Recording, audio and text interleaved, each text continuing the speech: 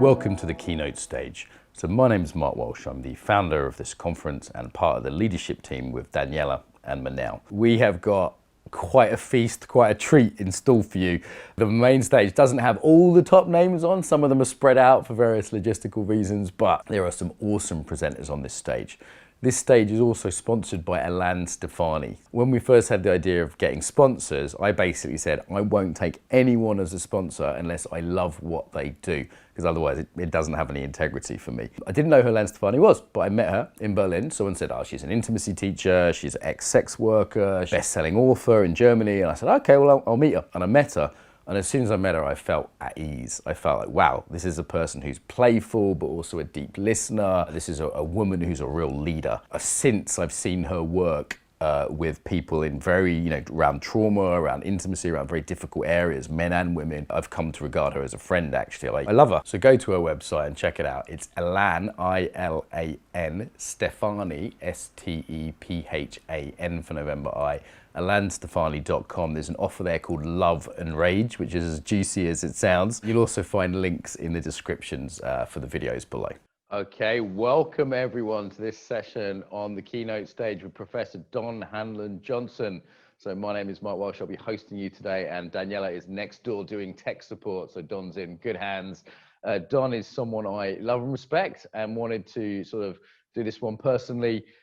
He has been doing embodiment work for a long time. He's a real elder in this work.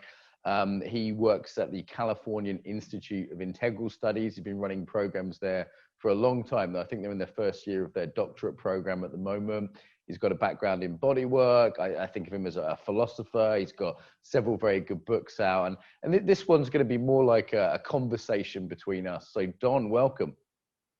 Thank you, Mark. Nice to be with you again in this particular way. And you're in California right now, and I've just been hearing you're safe and well for now.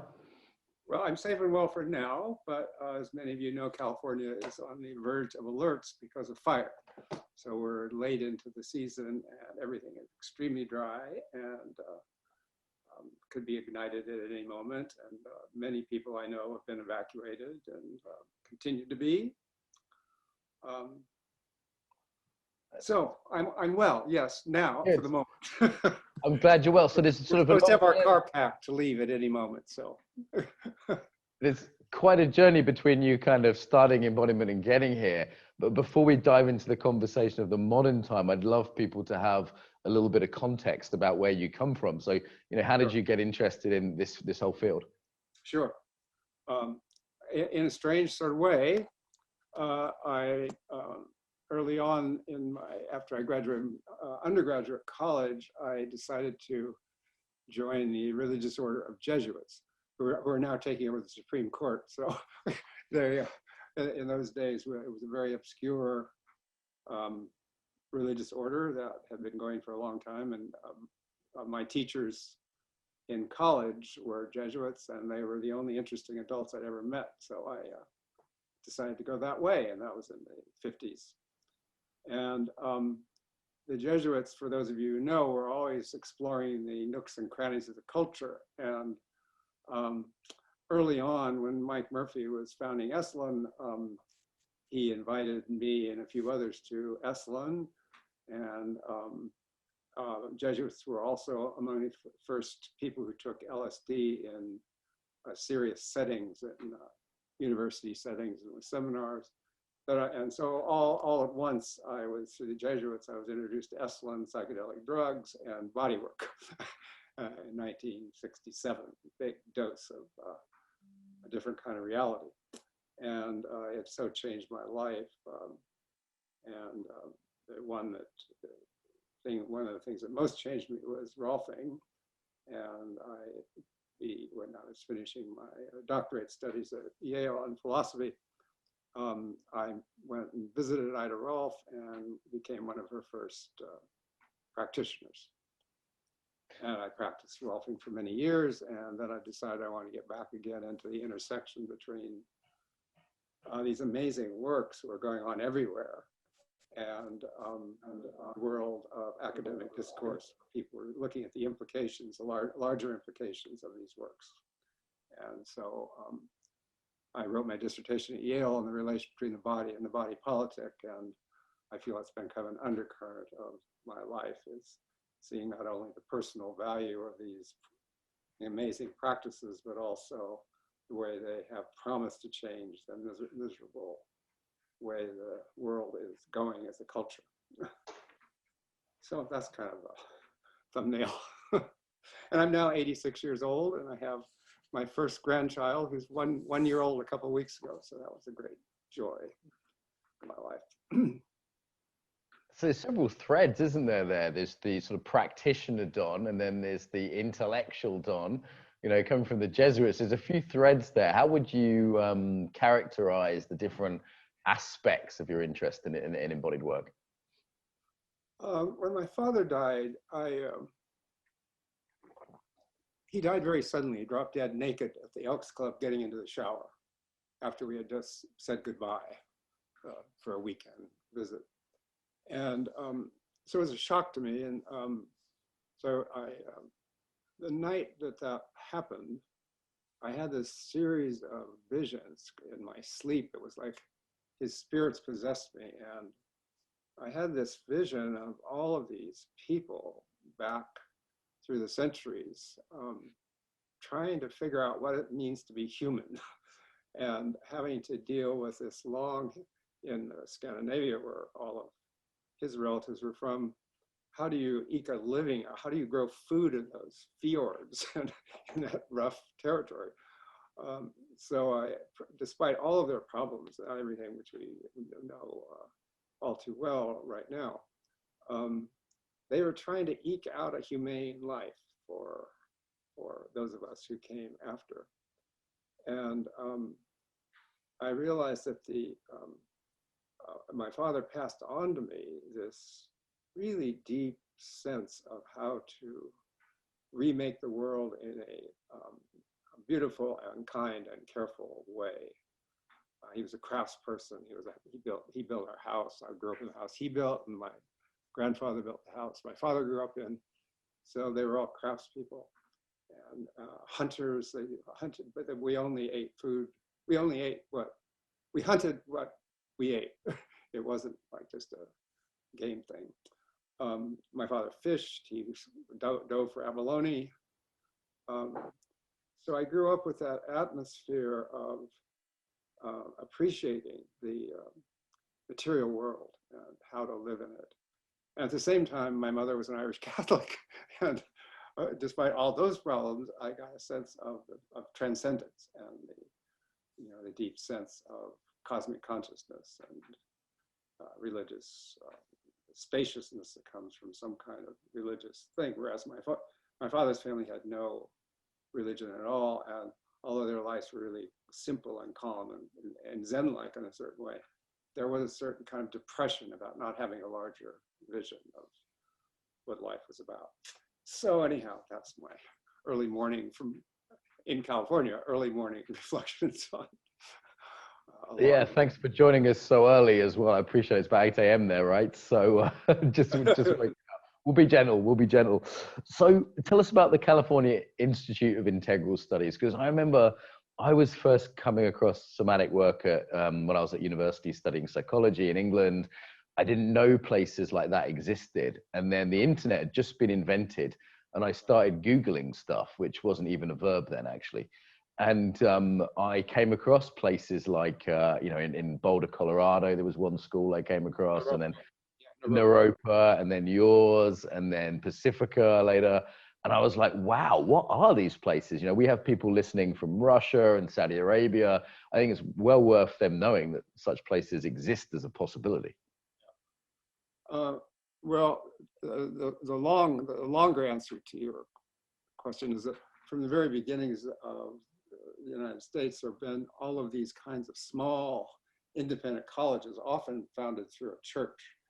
So the Unitarian Church founded places that they were not particularly religious, but they did Oberlin and Goddard and all kinds of small, Antioch, small liberal arts colleges. In the 60s, one of the things that happened in the 60s that people don't talk about much anymore, it was a big revolution in education. people were asking all over the place. People were asking, what's the point of spending all this money and time in schools that just give rote learning? So a lot of alternative schools sprang up. We started one in Santa Fe. My wife and I started a high school, for a public high school with a bunch of other citizens, ordinary citizens in Santa Fe, to meet the needs of both the barrio kids and the kind of white middle class kids who are not getting their needs met by the local schools. So pedagogy and schools were a really big topic of the 60s for us. And the bad side of it was a huge proliferation of places opened that, like Trump opened. He made a lot of money. It's being called into question now about his colleges. But one of the more powerful ones was started by a man named Haridas Chowdhury. Now, Haridas Chowdhury and Michael Murphy of Esalen were both students of Sri Aurobindo in India, who had this kind of universal vision of how the world might come together. And that involved all these transformative disciplines. So Mike started Esalen with that in mind, that vision of having a home for the interweaving of transformative practices. And Haridas started the California Institute with the eye to having a wedding between Eastern and Western wisdom traditions that had also this integral vision. So both Esalen and CIS have the same roots and very many of the same people. And they've been among the few of the alternative institutions that have survived, that have been able to survive. And surprisingly, even now we're thriving, which in the middle of this epidemic is kind of a miracle to me that we're able to do that. So I would say that just to summarize the answer to your question, how do you really develop a full, an integral vision of life that incorporates not just cultivating my sensations and feelings and emotions, but also my thoughtfulness and my compassion and other more basic human qualities other than just worldly ones. So that's kind of. Thank you. I was got interviewed the other day and someone said, where did your interest in embodiment come from? And I said, I think it was just what was lacking in the Western educational system I was in, that it was sort of only speaking to one part of my being. And that's kind of why I got, I was from a family of teachers, but it was quite limited what it meant to be educated. And I had some intuition there was more possible. And another thing that occurs to me is that I've also been asked, when did you invent embodiment, Mark? And I'm sort of deeply embarrassed by this question. I sort of say, look, there's a whole generation of people who came before me, and trademark or something. Oh, right. I mean, I know I've put things forward with the podcast and the conference and things. And I'm happy that I've done that. But, I always say I'm standing on the shoulders of giants. And, I interviewed Judith Aston, Bonnie Bainbridge Cohen. I'm glad you're here. And I really want to say to people who think this is a new thing, like, hey, this is just the next round that's coming up now.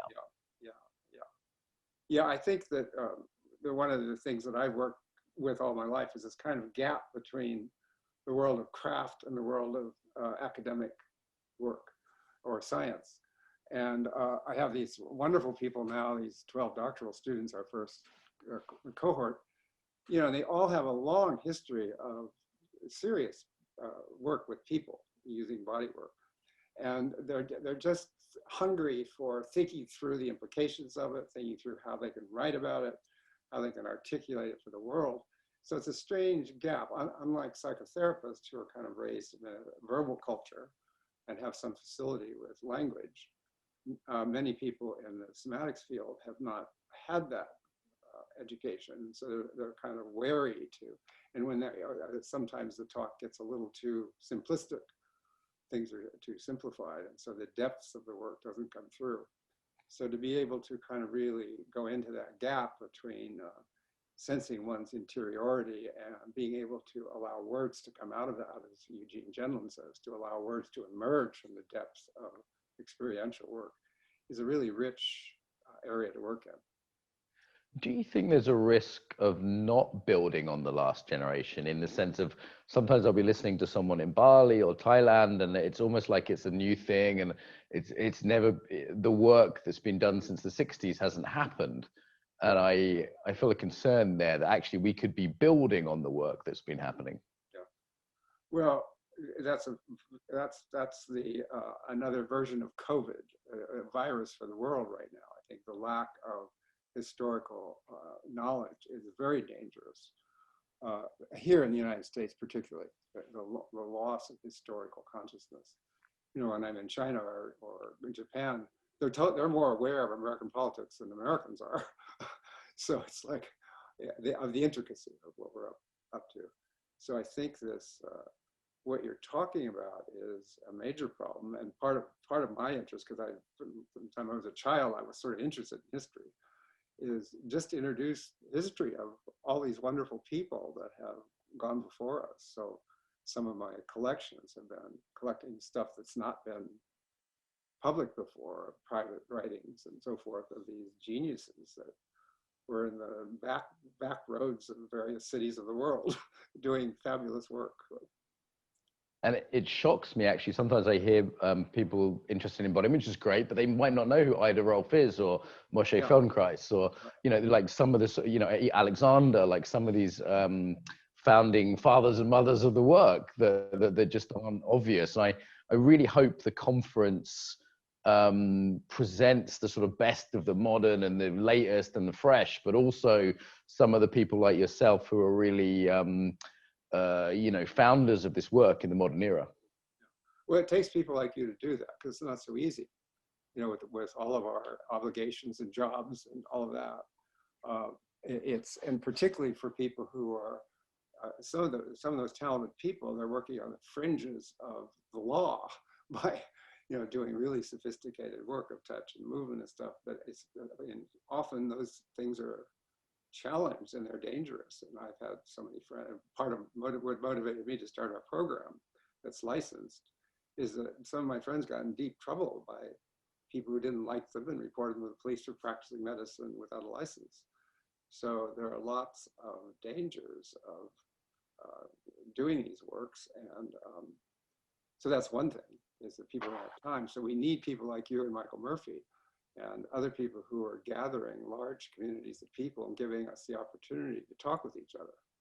Because there isn't much opportunity to do that, particularly in a mass culture.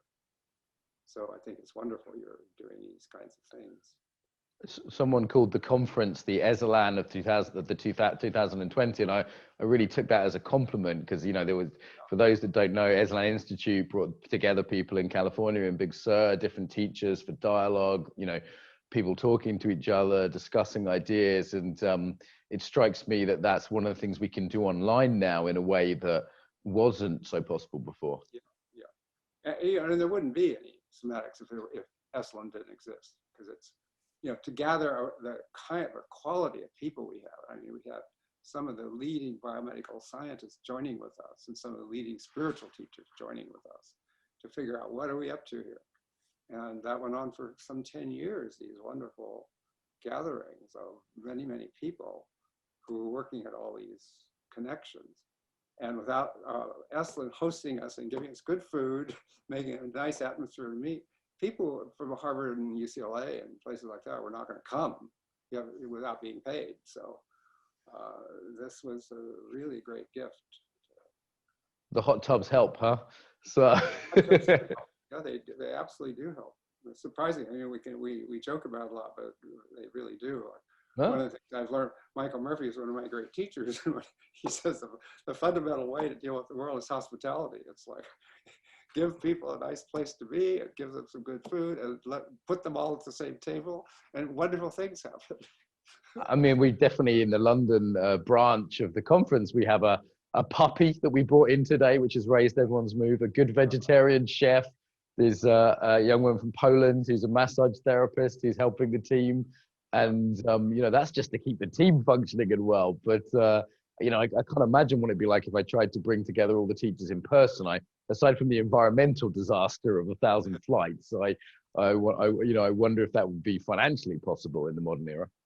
I wonder if I don't know if you know about Camaldoli. Do you know about the Camaldolese monks? So I got a grant several years ago to do a project, a 3-year project in the body and spirituality. So I got money to bring together all these different people who were treating spirituality from different angles, from the body and also from meditation traditions.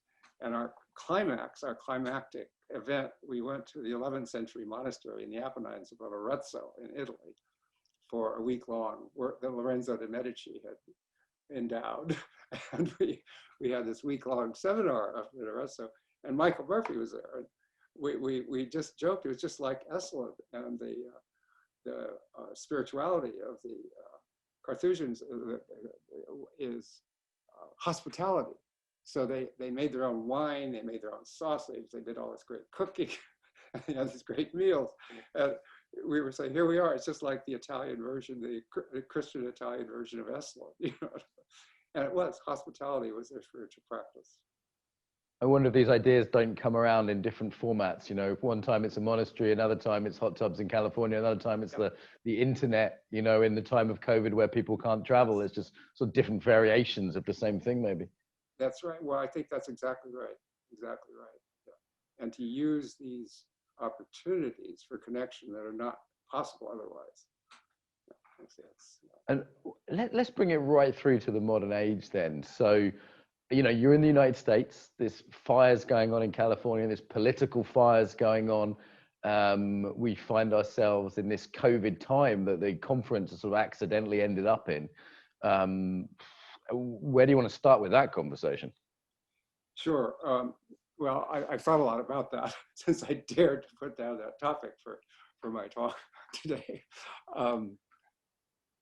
The thing that seems to be not enough recognized in the somatics field is that cultivating sensing, awareness, movement, all that, is cultivating thoughtfulness. So it's not about getting mind over matter, it's about regathering our sense as thoughtful people that can sort through intricate matters. So I'm for working a lot about how, when I do this work over time for years and years, how I'm actually becoming a more thoughtful person, and that I take hold of that thoughtfulness. Because that's the big problem we're having today. We're having this terrible, crazy, thoughtless conversations about all these terribly intricate problems we're facing. No need to mention all of them. So one thing is to put some emphasis on taking whole command among ourselves, that we have something to say about thoughtfulness and the development of children and adults as thoughtful human beings. The other part, which is also related to this mess we're in, is to cultivate our connections with each other, our attitudes, our feelings of respect, our feelings of listening to each other, our feelings of compassion, are allowing ourselves to take in the terrible pain of the world and not be wiped away by it. So I think that for me, the big challenge, and it's always been the challenge there. I remember Ida Rolf used to complain. She would say, people don't understand me. I'm not interested in relieving the suffering of human beings. I'm interested in changing the world that produces the suffering. And I wanted to say to her, well, the problem is that your work is so powerful at relieving suffering. There's a certain distraction about it. And I think the challenge is, how do we both work directly with relieving the suffering of the world, and at the same time kind of build networks of community that change the atmosphere that produces a lot of the suffering. Yeah, it strikes me that in the current environment of sort of divisiveness, polarization, mistrust, stress, trauma, dysregulation, that many of the key skills of embodiment have become more of a necessity than a sort of middle-class luxury, you know. That's a really nice way to put it. It's like, why are we not, like, there was a particular time when I was in Santa Fe when I got to teach in alternative schools for children. Mm-hmm. And it was so great to work with young children around these things, because they're just immediately take it up. So I think much of this should replace a lot of the topics that are taught in grade school. Much of the, I would really like to see. And there are some of our graduates are doing things like that. They're working a lot more in educational settings, group settings, doing a lot more work with people, taking people into the wilderness, working on nursery schools, all those kinds of things. I wanted to tell a story occurred to me that one of my early revelatory experiences of this. When I was rolfing in Santa Fe, a woman came to me, a young woman, and it was clear her breathing was extremely limited. And as I was working with her, she told about being raised, she was born in Glendale, California. For those of you out there who don't know Glendale, it's the back of the LA basin. So Los Angeles is this huge basin with mountains all around it. And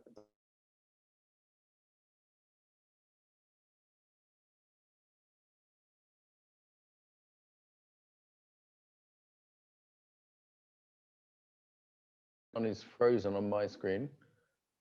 Hey Don, you froze for a minute there. I think we're good to go again. Can you repeat the last 10 seconds? Sure. All of the smog in the LA basin the winds would carry it back into Glendale. So she was raised as a young girl to teach her to breathe as little as possible. Her parents and teachers said, just don't breathe more than you have to. So wow. Here was, at 30 years old, she was doing the same thing, kind of not taking any breaths. And I thought, wow, we're doing all these breathing exercises, but if you're in a culture where you shouldn't breathe, and now we're in that situation the last few weeks here, we were in a very similar, that's what reminded me of it. We were in a very situation, I couldn't go outside because of my lung conditions and my age. So both COVID and the smoke, I'm the prime target. So I thought, wow, that is very, it's such a felt connection between our breathing and what's happening around. And Charlotte Silver, who died when she was 103, she said, why don't people just wake up and notice that smoke's in the air? We should do something about this. So a lot of our work is about waking people up to the obvious, that the air is choking us. So I see this challenge of somehow relating our personal work and interpersonal work to the larger policy issues that need mobilization of a lot of people. Yeah, I was in Moscow. I work there fairly frequently, and it's about 15 million people. And it's got some beautiful places like the Kremlin and the cathedral there, but it's also pretty dirty, pretty intense. Big roads everywhere. And I said to one of my colleagues years ago, a Russian friend, I said, how people seem pretty numb here. And she said, well, would you want to feel this? Yeah. And what she meant was both the physical environment, but also the political environment she was referring to. And those things aren't separable. Is that a word? Separable. We can't separate those out from people's somatic responses. Yeah. No, I think that's a key factor right there. That it's so overwhelming.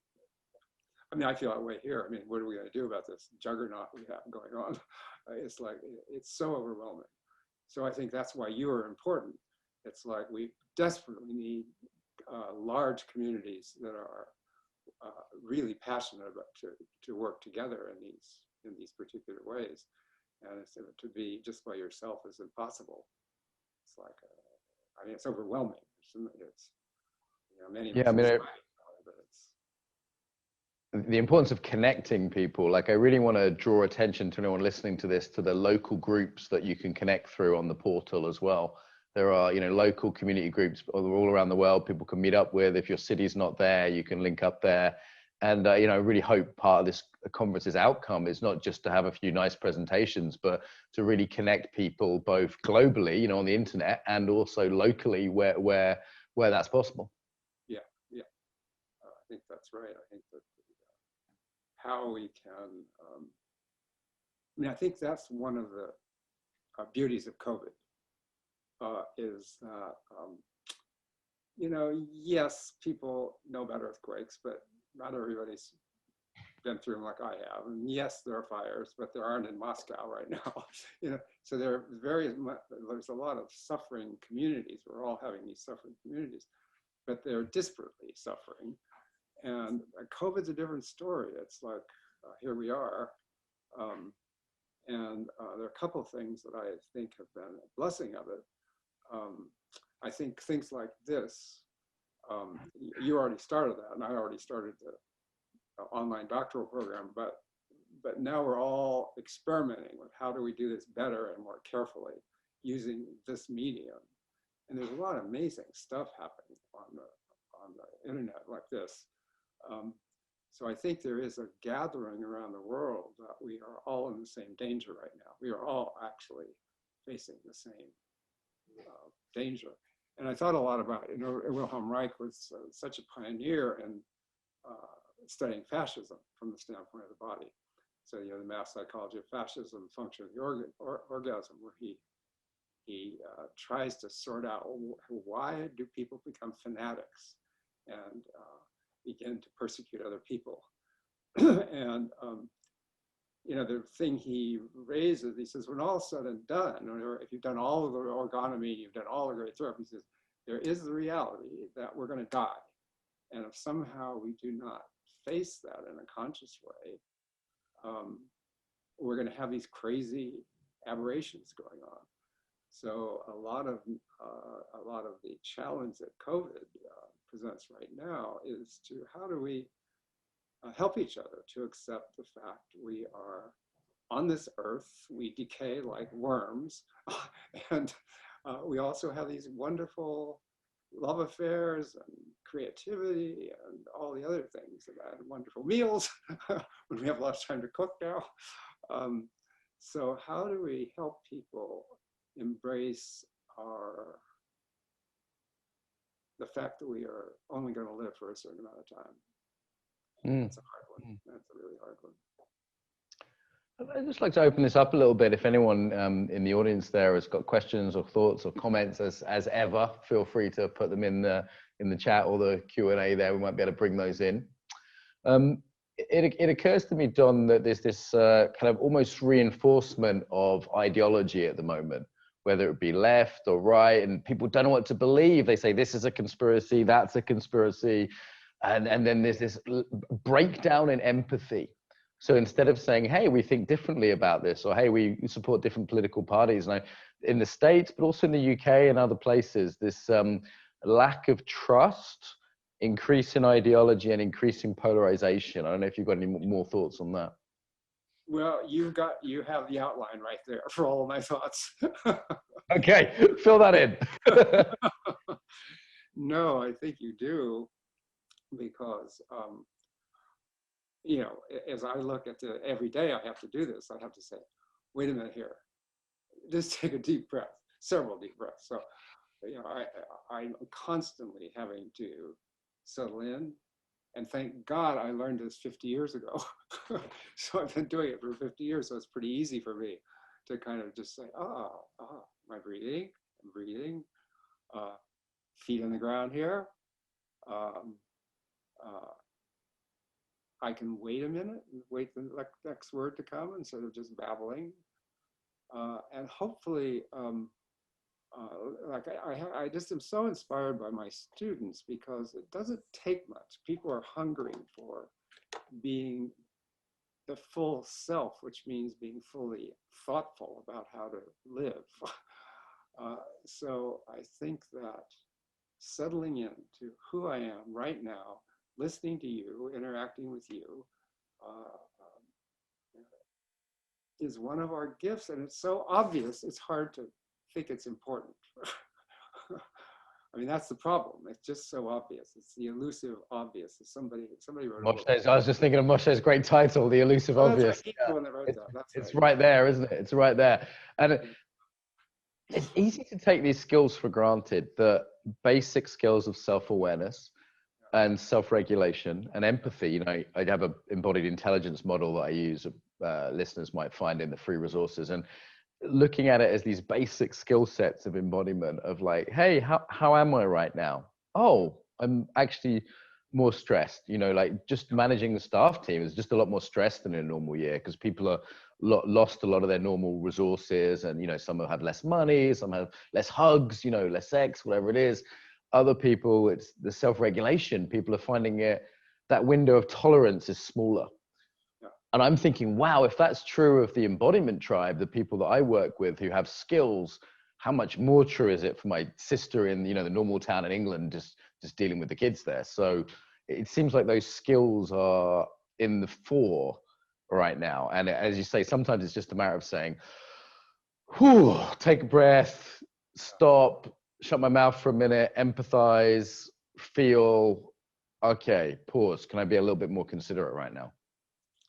That's great. And to kind of take another angle on this from my particular, where I sit right now, I'm literally where I sit right now. So my neighbor is one of the 3 inventors of mountain bikes. And so Mount Tam for many years now has been covered with mountain, and now it's really covered with mountain bikes. So, and what I've noticed over the years is when it first started, people were kind of huffing and puffing and having a really hard time, but coming up the mountain. And now you see these super people, super buff, super breathers, just shooting up 3,000 feet on this mountain right down the road from me here. And what I felt is it's sort of I've studied a lot the origins of body practices like Qigong, Tai Chi Chuan, and those things, and even more modern ones. And I'm struck by, if you took mountain biking one step further, you have a fabulous wisdom tradition.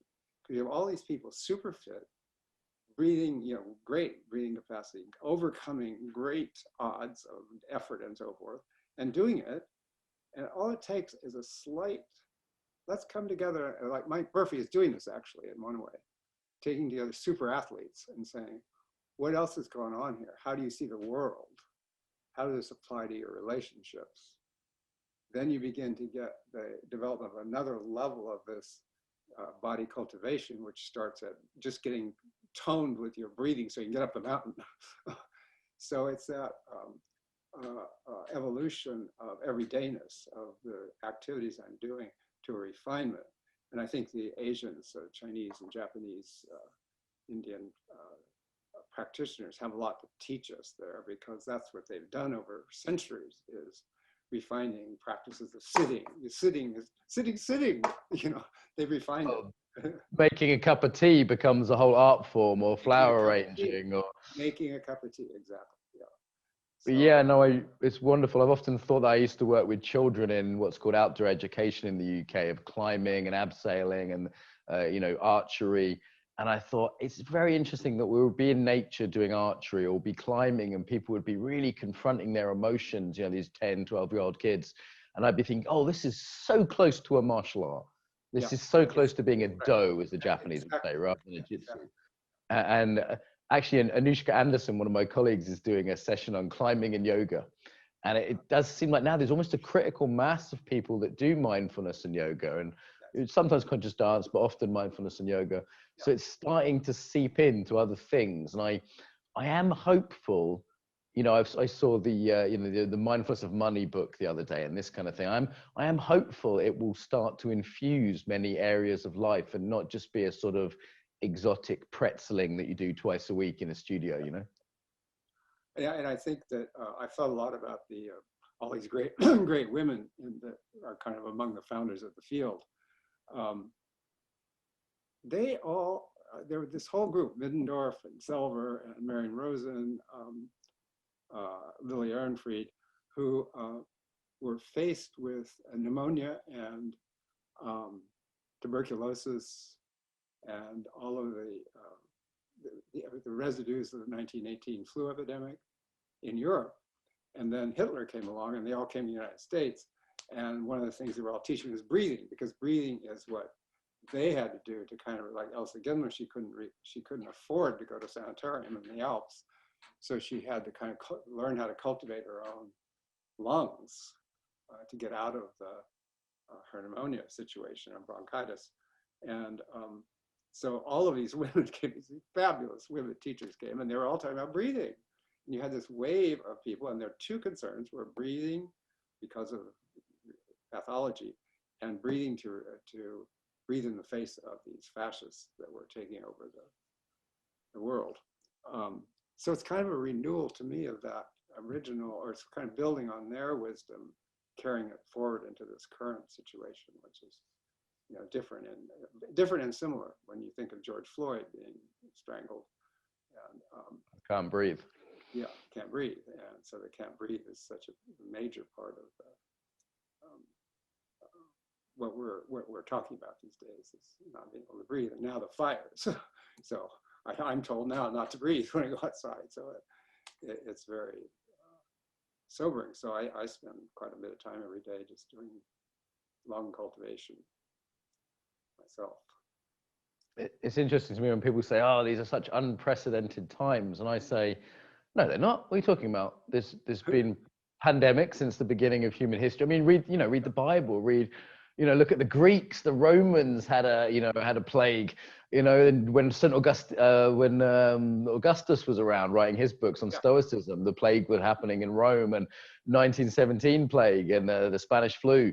And as you say, this isn't the first time the world's had political violence, polarization, political problems, and there are these waves of embodiment teachers. You just mentioned the generation before your generation.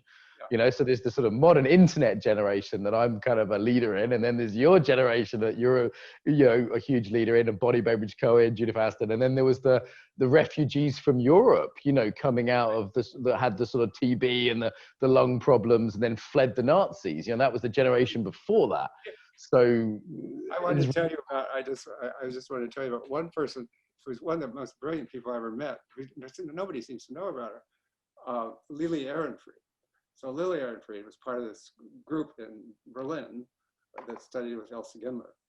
And she was a physician, and she was Lenin's physician. And Lenin called her one night and said, get out of town fast. And it was the night before Kristallnacht. So she hopped on the train to Paris. And I met her when she was 95 in Paris and worked with her.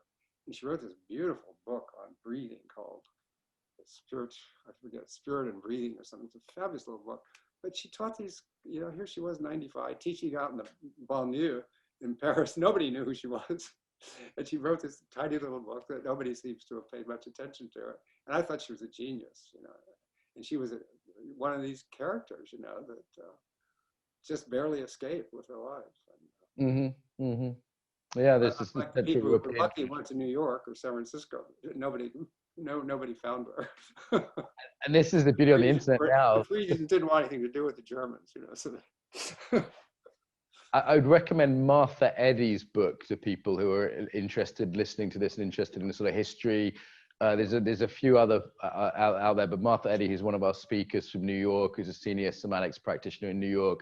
Her book is really, names a lot of these people and gives the wider history and context than people who aren't alive today to teach at the conference. We've certainly tried to do our best to get most of the real elders, but some, like Emily Conrad, have passed on from your generation and certainly from the generation before.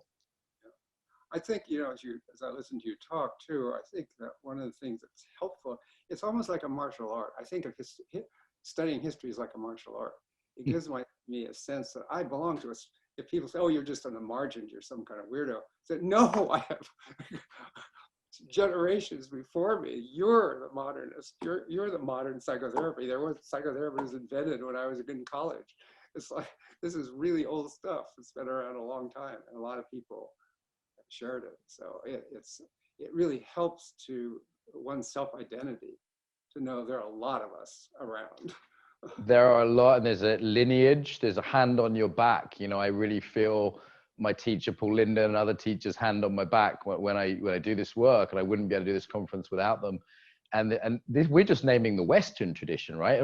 Also, there's huge influences. You've mentioned Asia, Africa, Haiti, there's huge indigenous traditions that have been a huge influence on this field. We should really name those as well. Absolutely, yeah. Yeah, that's another big concern of mine right now, is to engage with people from various traditions and how they've done it. so my last collection was Diverse Bodies, Diverse Practices, where I got a lot of people from different traditions to write about how they approach embodiment issues. Okay, people are saying I'm louder than you because my mic's closer. So maybe we'll adjust things here. I don't want to be louder than you, Is that Don. better? Is that better? I'm closer to the screen now. We'll see if we can adjust it at this end. Thank you for that, Pauline. Much appreciated. Okay, so looks like there's a question. Could you pull that up, tech team, so I can see what that question is? We're moving towards wrap up here now. We'll take a couple of questions, I think. If you could put it up, it's in the Q&A box. See the red, there we go. Yeah. Can you expand into the holonic body and effects of breathing, the connection between the fires in Congo, Brazil, California, and our human lung connection to breathing or failing to breathe, or as with George Floyd being prevented from breathing as antithesis to life? And that is from Yolanda. Well, that's a big question that involves me, huge. We could spend a lot of time on that. I'll just say that for me, I'm so blessed to have had two experiences that really gave me a clear sense of breathing. The first breath of my son, I caught him coming out of my wife's womb and cut the umbilical cord and held him while he took his first breath. And then I was there for the final breath of my mother.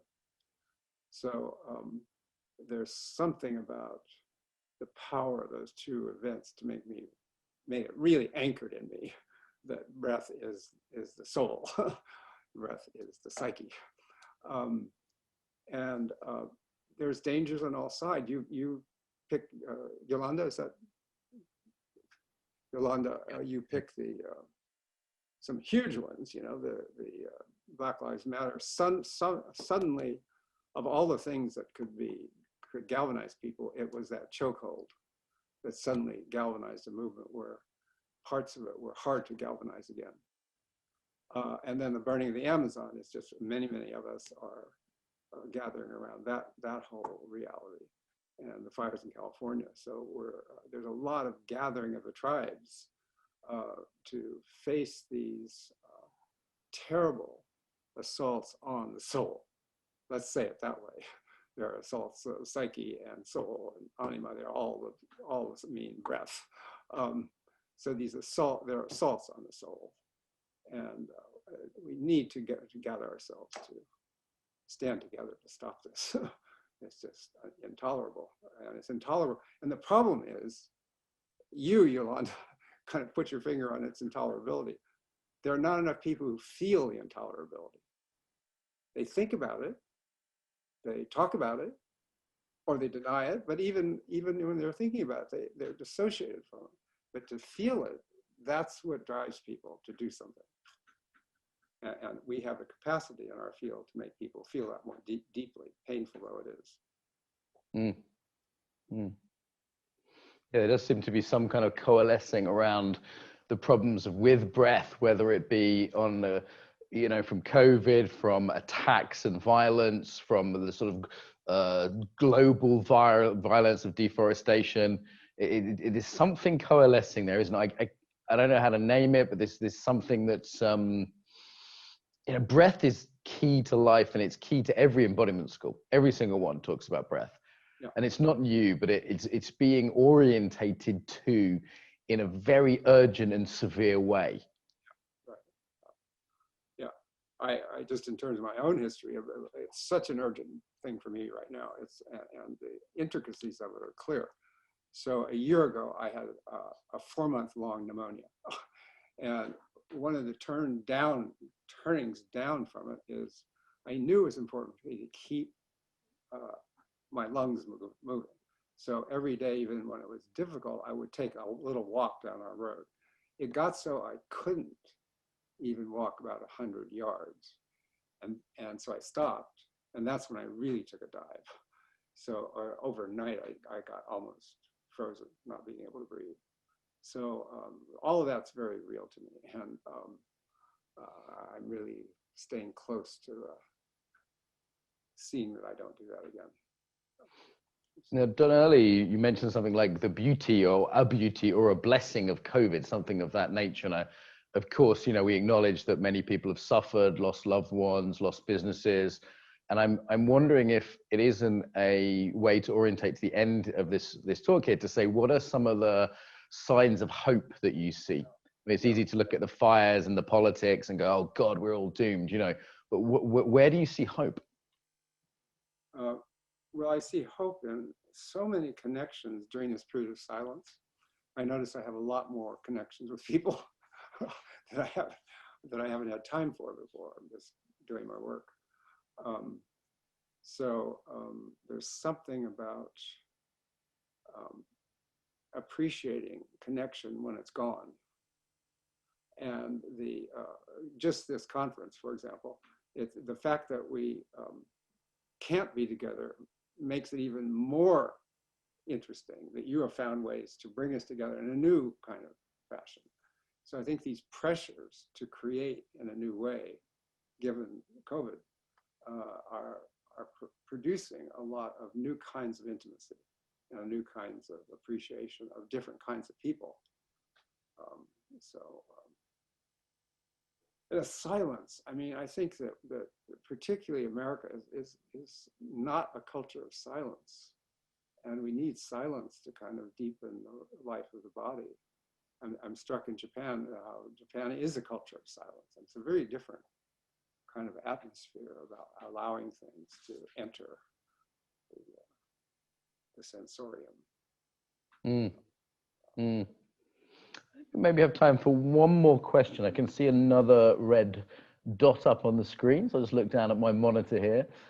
What is the name of the author of the Spiritual Breathing book? So I mentioned Martha Eddy. Maybe Daniela could put that one as a sort of a history of the field. But you mentioned another one, Don. Maybe we can Lily Ehrenfried. Write that in the chat for people. I'll type it down here. E-H-R-N-F-R-I-E-D. There you go. Okay, it feels like we're coming to a kind of natural close here, Don. We'll tell people where to find you in a minute. Is there anything you haven't covered that you think, you know what, we really should have said that? We do have space. So anything that you go, you know what, I want to make sure this is said at the conference. Well, I just want to emphasize the importance to me at my age and history of nurturing personal networks of friendship. I have a friend who's been a lifetime big politician and my age, and I asked him what he thought were most important in life. He says, friendship and serious inquiry. I thought, oh, there it is. That's a good pair. Friendship and serious inquiry. I'd say that's a great aim for the conference. Then I found myself first thing this morning, we got a lot of things to do, obviously, at the conference, a lot of things happening. And a friend of mine that I've known for 12 years was left off the speaker list. And they thought that I'd sort of snubbed them deliberately. And I hadn't, it just somehow it got caught with a different, 1,000 speakers, and it somehow got missed out and someone had not got an email or something. And I found myself prioritizing that this morning. I woke up, I meditated, I had a coffee. And the first thing I did was get on the phone, because this person had blocked me, and I phoned someone who's a mutual friend and said, can you call, I won't say his name, but can you call such and such and tell him it wasn't deliberate. We've got a speaker slot for him. He's a friend. And and he's a great teacher too, actually, as well. But for me, it was like, no matter what we're doing with the conference, it wasn't worth losing a friend over. Yeah. And, and that was the first thing I did this morning. It just seemed like a priority. And I hope I don't lose too many friends through doing this. And I really hope the conference brings together new friends. I saw, for example, some of the presenters had become friends at the last conference who are now co-leading sessions together 2 years later. I was like, well, that's beautiful. That's brilliant. That's the kind of party I want to host. So I would encourage all listeners to find the Facebook group where they can, meet people, to look at the groups. We have these coffee breaks. So after this, if you go to the portal, I think it's top right, there's a way of connecting. You go to a Zoom room and you can chat. I think it's it's not a conference if you're just being talked at by other people, you know, if it's passive. So do go to those Zoom rooms. It's a good way of processing as well. Like if you've brought things have been brought up in a session, you know, emotive topics, to talk it through. And as Don said as well, do allow for periods of silence. It's easy to go from one talk to the next without digesting. And of course, you know, Gabor Mate is on at 6 o'clock UK time. So, you know, do take those breathers and not just be constantly taking in at the conference. It's so easy to just keep eating because it's such a feast. So I just want to encourage people for your own well-being to do that. Don, someone here is thanking you for your work, which is much appreciated. And where do people find you on the internet? Is there books or websites? Where should they go? DonHanlonJohnson.com. DonHanlonJohnson.com. Excellent. And I want to encourage anyone listening, if they want to support us, please do buy the library. Again, that also means you can digest things in your own time. It's half price from what it will be after the conference. It's less than 50 cents per talk still. So pretty good.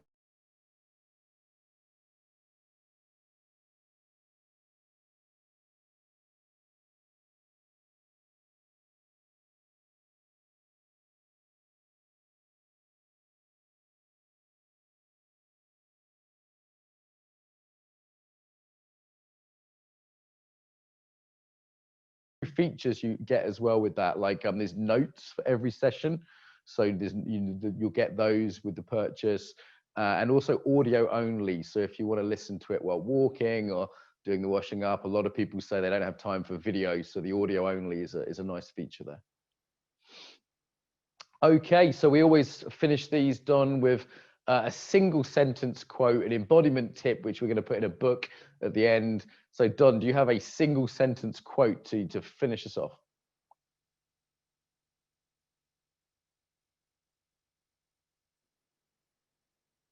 Are you there, Don? We seem to have lost sound.